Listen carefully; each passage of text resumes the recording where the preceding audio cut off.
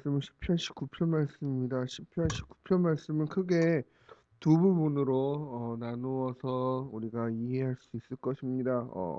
그러니까 1년, 2년 이런 식이겠죠. 1년은 창조주 하나님에 대해서 이야기를 하고 있고 2년은 어 율법에 대해서 좀 더 정확히 말하자면 토라에 대해서 이야기를 하고 있습니다.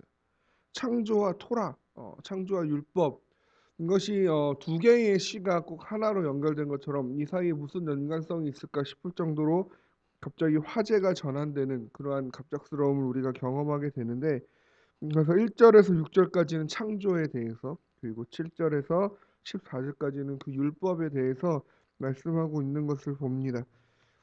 더욱더 간단히 표현하자면 1절에서 6절은 천지창조에 나타난 하나님의 영광에 대해서 이야기를 하고 있고 7절에서 14절까지는 율법에 나타난 하나님의 영광에 대해서 이야기하고 있습니다. 결국 하나님의 영광에 대해서 이야기하기를 창조에 대해서 또한 율법에 대해서 이야기하는구나. 두 가지의 그러한 영역에 대한 하나님의 영광을 각각 노래하고 있구나라고 우리가 이해하기 쉽지만 이 천지 창조와 또 율법 이 두 가지의 연관성이 이 시에서 또한 나타나고 있습니다. 그러니까 예를 들어서 이런 겁니다. 어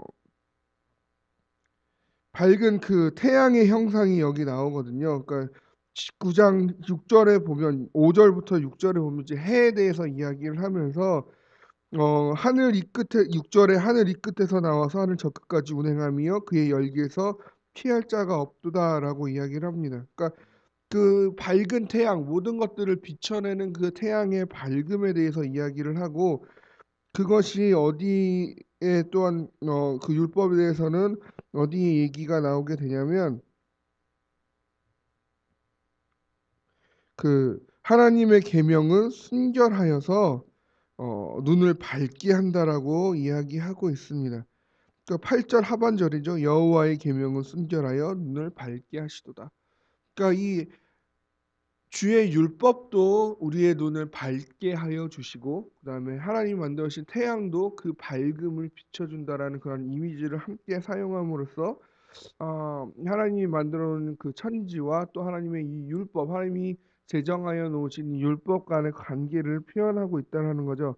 이제 또 한 가지가 있다면 태양의 열기를 피할 자가 아무도 없다라고 1년에서 노래하면서 2년에 가서는 숨은 허물을 드러내는 그 율법에 대해서 또한 이야기하고 있습니다. 그러니까 결국 하나님이 천지를 창조하신 그 태양 역시 그 태양의 열기를 피할 자가 아무도 없죠. 악인에게도 의인에게도 하나님이 만들어 오신 그 자연 만물은 모두 적용됩니다. 뿐만 아니라 하나님의 율법 역시 우리의 모든 숨은 허물들을 다 드러내게 하는 그런 기능을 하고 있다라는 것을 이야기합니다. 그래서 이것을 이러한 하나님의 천지 창조에 나타난 하나님의 영광과 율법에 나타난 하나님의 영광을 선포하고 있는 그러한 노래로 우리가 이해할 수 있겠습니다. 결국 1년에서 하늘이 하나님의 영광을 선포하고라고 1절에서 시작이 됩니다. 이 시편의 시작이 하늘이 하나님의 영광을 선포하고 궁창이 그의 손으로 하신 일을 나타낸다. 결국 하늘과 궁창은 똑같은 단어죠. 하늘을 의미하고 그 하늘이 하나님의 영광과 하나님의 손으로 하신 일들을 나타내는데 그 하늘에 어디서부터 어디까지냐면 6절에 하늘 이 끝에서 하늘 저 끝까지 가득 찬 열기로 끝맺게 됩니다. 그러니까 결국 하늘의 이 끝에서 하늘의 저 끝까지 하나님의 영광이 가리운 적이 한 번도 없고 하나님의 하신 일들이 나타나지 않음이 하나도 없다라는 거죠. 우리가 살아가는 모든 그러한 세상에 일어나는 모든 일들이 다 하나님의 주관대로 하나님의 하신 일대로 일어날 뿐만 아니라 그 모든 것들이 다 무엇을 향해 가고 있다고요? 하나님의 영광을 향해 가고 있다라는 것입니다. 우리가 하루에 아침에 눈을 떠서 그 하루를 마감하기까지 우리의 두 눈에 하나님의 영광이 보이는 것이 마땅한 것입니다. 하나님의 행하신 일들이 우리 가운데 나타나지는 것이 마땅한 것입니다. 오늘 하루는 은혜로 왔기 때문에 내가 하나님의 행하심을 좀 더 확실히 알 것 같고 오늘은 하나님이 아무런 일도 하지 않은 것 같고 그렇지 않다라는 거죠. 하나님은 매일매일 매 순간순간 하늘 이 끝에서 하늘 저 끝까지 하나님의 영광을 선포하게 하고 하나님의 하신 일들로 이 세상을 가득 채우고 계신다라는 것입니다. 내가 그것을 인지하든 인지하지 못하든 하나님께서는 변함없이 매일매일 매 순간순간 단 1 초도 빠짐없이 하나님의 영광을 드러내고 계시고 하나님의 모든 일들을 행하고 계십니다. 그것이 날은 날에게 말하고 밤은 밤에게 지식을 전함. 언어도 없고 말씀도 없고 들리는 소리도 없으나 그 소리가 온 땅에 통한다라는 것. 이 모든 것들이 하나님이 그 주관치 아니하시는 부분이 하나도 없다라는 거죠. 그냥 우리가 그러함에도 불구하고 우리가 느끼는 것은 뭡니까? 어느 때는 하나님이 정말 역사하시는 것 같은데 어느 때는 하나님을 기억조차 하지 못한다라는 것입니다. 떠올리는 것조차 할 수 없다라는 것이죠. 그것은 하나님께서 어느 날은 역사하시고 어느 날은 가만히 계시는 것이 아니라 우리의 마음의 문제라는 것입니다. 우리의 죄됨의 문제인 것입니다. 그것을 우리가 어떻게 깨트리고 어떻게 매일매일 그 가득한 하나님의 영광을 누리며 살 수 있습니까? 그것은 바로 우리가 율법을 대함으로써 가능한 것입니다.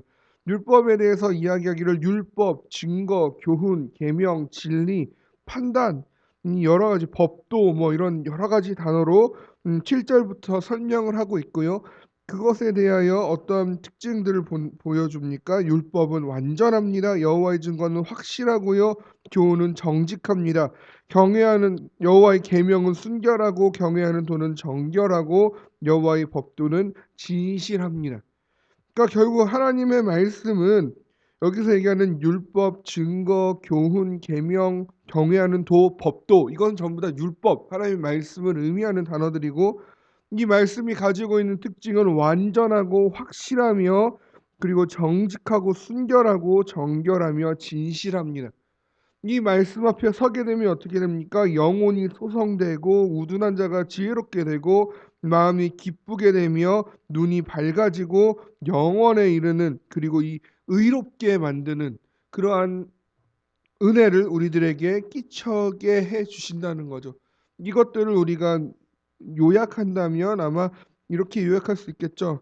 하나님의 이 율법은 완전하고 흠이 없고 그다음에 정결하고 순결하여서 생명에 이르기에 충만하고 지혜에 이르기에 하기에 부족함이 없으며 우리로 하여금 기쁨으로 인도하여 주시는 것입니다. 우리가 주의 말씀을 대할 때에 우리 가운데 생명이 넘치는 것입니다. 우리가 주의 말씀을 상고하여 볼 때에 우리 가운데 지혜가 가득 차게 되는 것입니다. 우리가 주의 말씀을 늘 곁에 두고 생활할 때에 우리 가운데 기쁨이 항상 가득하게 되어지는 것입니다. 우리가 주의 말씀을 대할 때에 무엇이 죄인지 무엇이 의인지 분별할 수 있게 되어진다라는 것입니다. 그리하여서 우리가 주의 말씀을 가지고 생활함을 통하여서 우리의 마음이 가리워지지 아니하고 우리의 귀가 어두워지지 아니하고 우리의 눈이 감기지 아니하고 그렇게 하나님의 행하심을 매일매일 경험하면서 우리가 늘 기뻐하는 기쁨과 그 감사 가운데 충만히 살 수 있다라는 것을 이 시편 19편은 우리에게 보여줍니다. 주의 말씀을 가까이 하고 그 가운데 하나님의 주신 은혜들을 경험하면서 하루하루 온 하늘에 가득 찬 하나님의 영광과 그의 행하심을 깨달아 알며 살아가는 것은 많은 순금보다 더 사모해야 할 일이고 꿀과 송이꿀보다 더 단 것입니다. 우리의 인생의 기쁨이 다른 곳에 있는 것이 아닙니다. 즐거움이 다른 곳에 있는 것이 아닙니다. 바로 주의 말씀에 있다라는 것이죠. 우리가 이 주의 말씀을 통하여 삶의 경고를 받기도 합니다. 아, 이렇게 행하면 안 되는 거구나. 주님께서 기뻐하시지 아니하시는 일이구나. 경고를 받습니다. 그리고 때로는 이것을 지킴으로 하나님의 크신 상을 받게 될 때도 있습니다. 그리고 이 말씀 우리로 하여금 허물에서 벗어나게 하여 주십니다. 그리고 이 말씀이 우리에게 허물에서 벗어나게 하여 준다라는 것은 우리로 인하여 죄를 짓는 횟수가 점점 줄어들게 하는 어떻게 보면 성화의 과정을 살아가게 하는 큰 일이 되어진다라는 것이죠. 그리고 이러한 삶이 결국 어떻게 됩니까? 주님 앞에 연락되어지는 것입니다. 하나님께서는 다른 것보다 그것을 원하시는 겁니다. 순종하는 마음, 그것을 원하시는 겁니다. 주의 말씀대로 사는 삶, 그것을 원하는 것입니다.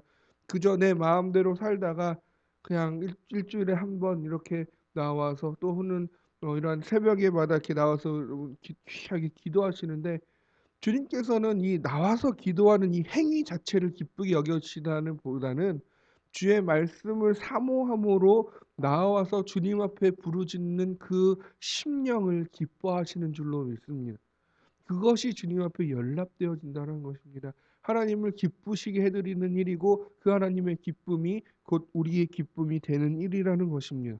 마치 우리가 햇볕을 쬐는 것과 같이 이 자연 만물을 우리가 알게 모르게 어쨌든 우리가 의식하든 의식하지 아니하든 이 자연에 있는 이러한 조화와 이 순환을 우리가 경험해서 사는 것처럼 늘 주의 말씀 우리와 가까이 있고 우리가 이 주의 말씀을 대하기 시작할 때에 하나님이 우리의 그 말씀대로 살아가는 우리의 삶의 모습을 기뻐 받아 주신다라는 것이죠. 결국 태양이 없는 생명체를 생각할 수 없죠. 모든 식물과 모든 동물에게는 반드시 햇볕이 필요하듯이 하나님의 계시의 말씀이 없는 삶 또한 우리에게 상상할 수 없다라는 것입니다. 우리가 무엇으로 삽니까? 말씀으로 사는 것입니다. 말씀으로 사는 것입니다. 우리가 말씀을 늘 가까이 할 때에 우리에게 그 말씀의 은혜가 주어집니다. 우리가 깨닫든 깨닫지 못하든 하나님은 항상 우리에게 말씀을 주십니다. 우리가 인지하든 인지하지 못하든 햇빛이 늘 내리쬐는 것처럼 우리 가운데 늘 주의 말씀이 들리워집니다. 그렇다면 우리가 귀만 열면 됩니다. 눈만 열면 됩니다. 그러면 오늘도 우리에게 말씀하신 하나님의 말씀을 듣고 그것을 인한 기쁨과 그 지혜와 그 충만한 생명을 누리며 살 수 있다라는 것입니다. 오늘 하루 그것을 위하여 기도하시고 그것을 능히 누리며 살아가시기를 원합니다.